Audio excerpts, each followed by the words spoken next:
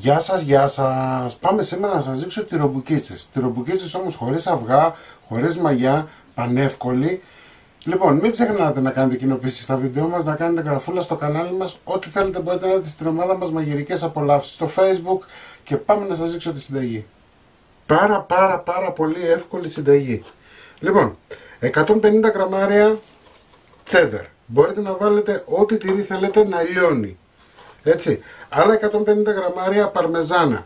Εγώ βάζω παρμεζάνα γιατί έχει πολύ δυνατή γεύση. Έτσι, εσείς μπορείτε να βάλετε γραβιέρα, μπορείτε να βάλετε ό,τι τυρί θέλετε. Λοιπόν, 2 κουταλιές της σούπας ξύδι, 180 γραμμάρια νερό,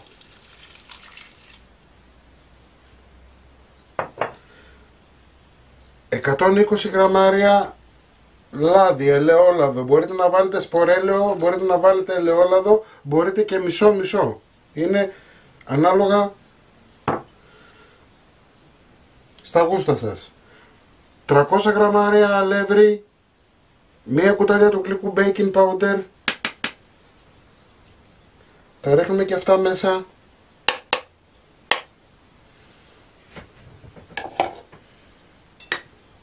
Αλάτι. Προσοχή με το αλάτι γιατί θα βάλουμε και φέτα, οπότε πιπεράκι, βάλουμε και λίγο θυμάρι και πάμε για ζύμωμα.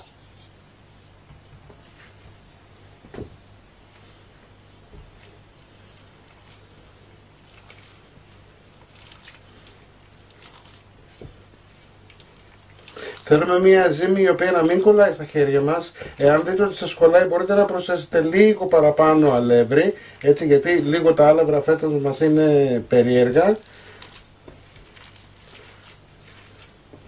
Ζυμώνουμε καλά να λιώσουν τα τυριά που έχουμε ρίξει μέσα, να ενσωματωθούν με όλο το ζυμάρι μας.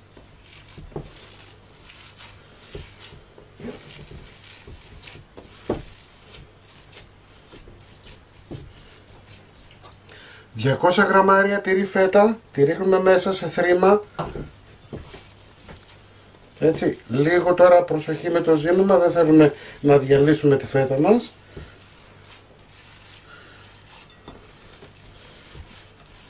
Πιστέψτε με, γίνεται φανταστική αυτή η ζύμη, αλλά και τα τυροπιτάκια μετά το ψήσιμο γίνονται και αυτά φανταστικά. Λοιπόν, αφήνουμε τη ζύμη ένα δεκάλεπτο, ένα τεταρτάκι, να μπορέσει να ηρεμήσει, να δουλέψει το baking powder και θα πάμε να φτιάξουμε τα τυροπιτάκια μας. Ανάβουμε το φούρνο μας 200 βαθμούς αντιστάσεις και κάνουμε μπαλάκια. Έτσι, προσοχή, δεν τα πλατιάζετε καθόλου γιατί απλώνουνε και φουσκώνουνε βέβαια, έτσι. Αφήνετε χώρο μεταξύ τους στο ταψί, βάζετε στο ταψί λαδόκολλα για να μην λένε το ταψί σας.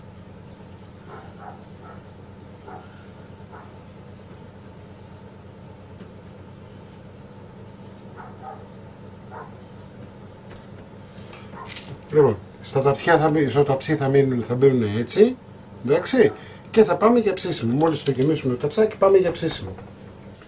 Όπως σας είπα, 30 λεπτά ψήσιμο. Βλέπετε που σας είπα ότι απλώσανε.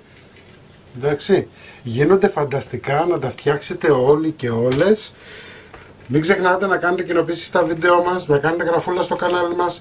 Οτιδήποτε χρειάζεται μπορείτε να δείτε στην ομάδα μας Μαγειρικές Απολαύσεις στο Facebook. Και εμείς θα τα πούμε πάλι με ένα επόμενο βίντεο. Γεια και χαρά σας!